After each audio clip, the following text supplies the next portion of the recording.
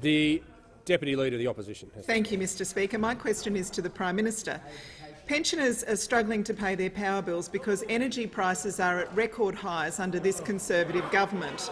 Why is this inept Prime Minister cutting the energy supplement of $365 a year for single pensioners to pay for his $65 billion big business tax cut? The Minister for the Environment and Energy.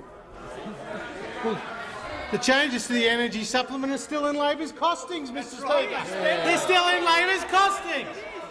Now, I'm glad we got a Dorothy Dixer on energy, Mr Speaker, because it's been more than 130 days since the member for Port Adelaide and Labor have asked a question on energy. And do you think that is because when Labor was last in office, energy prices doubled, Mr Speaker? Energy prices doubled. And we got the carbon tax, and we got the Citizens' Assembly, and we got the cash for clunkers, Mr Speaker. And we saw network prices skyrocket, Mr Speaker, as the gold plating took place. And now the Leader of the Opposition, he's asked for a national solution, and he asked us to listen to the experts, and he said he wanted a bipartisan approach.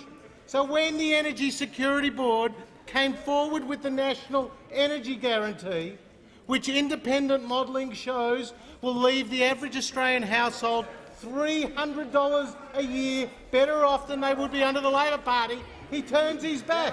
He turns his back. And today on the front page of the Australian Financial Review, we see Andrew Liveris. Andrew Liveris, a proud Australian and the head of Dow Chemical, and somebody who knows a thing or two about creating jobs because he employs nearly 100,000 people, and he says that the states need to get behind the National Energy Guarantee and that the Labor Party needs to get behind the National Energy Guarantee as a means of creating jobs and investment certainty. And the other thing that he says, the other thing that Andrew Liveris says is it's time to stop those blanket bans and moratoriums on gas development that you see across Labor states.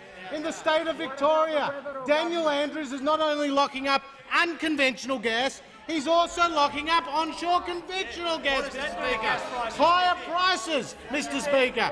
There are 40 years' worth of supply in Victoria that are being locked up by Labor government, Mr Speaker. It all goes to energy prices. The Minister for Energy will just take a seat for a second. The member for Griffith has been warned twice she can leave under 94A. The Deputy Leader of the Opposition on a point of order. Order on relevance. The minister hasn't mentioned the energy supplement for pensioners at all. The members on my right,